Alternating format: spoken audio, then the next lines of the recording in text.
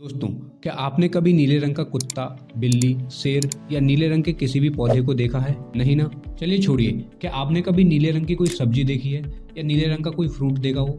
नहीं ना? तो चलिए जानते हैं आज की इस वीडियो में कि प्रकृति में ब्लू कलर इतना रेयर क्यों है।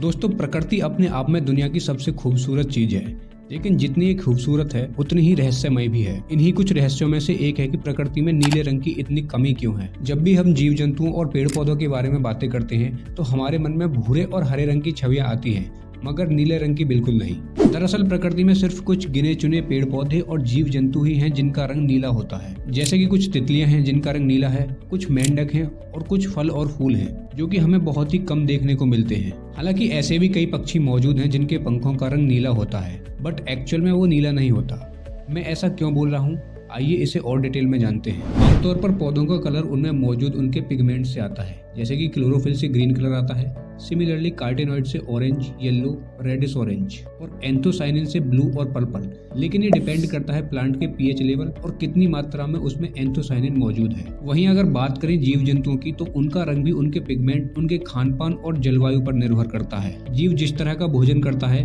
वह उसके शरीर के रंग को प्रभावित करता है। उदाहरण के तौर पर फ्लेमिंगो पक्षी को ही ले लीजिए। जन्म के समय इनका कलर ग्रे होता है, लेकिन जब ये बड़े होते हैं तो गुलाबी हो जाते हैं, क्योंकि खाने में ये ज्यादातर ब्राइन झींगा खाते हैं। ब्राइन झींगा देखने में गुलाबी कलर का होता है, जिसकी वजह से जब फ्लेमिंगो इन्हें ज्यादा मात्रा में खाते हैं तो उनका रंग भी गुलाबी हो जाता है। जीव का कलर सिर्फ उसके खाने पर ही निर्भर नहीं होता, इसके पीछे कई और भी फैक्टर्स मौजूद होते हैं, लेकिन खाद्य पदार्थों का भी बहुत अहम रोल होता है। जैसा कि मैंने आपको पहले बताया था कि जीव जंतुओं और पेड़ पौधों का कलर उनके पिगमेंट्स पर निर्भर करता है, लेकिन ये लॉजिक नीले रंग वाले जीवों पर लागू नहीं होता, क्योंकि उनके अंदर नीले रंग का पिगमेंट होता ही नहीं है। इन जीवों के पंखों में एक स्पेशल स्ट्रक्चर होता है जो कि ब्लू कलर को रिफ्लेक्ट करता है, जिसकी वजह से ये हमें नीले दिखाई पड़ते हैं। दरअसल एवोल्यूशन के दौरान प्रकृति ने किसी भी जीव जंतु या पेड़ पौधे को नीले रंग का पिगमेंट नहीं दिया, लेकिन नेसिया ऑर्बिनस नामक तितली इसका एक एक्सेप्शन है। यह तितली बहुत ही रेयरली देखने को मिलती है। दिखने में ऑलिव कलर की होती है, लेकिन इसके पंखों में नीले रंग की आकृति भी होती है, जो कि एंथोसाइनिन नामक पिगमेंट से आती है।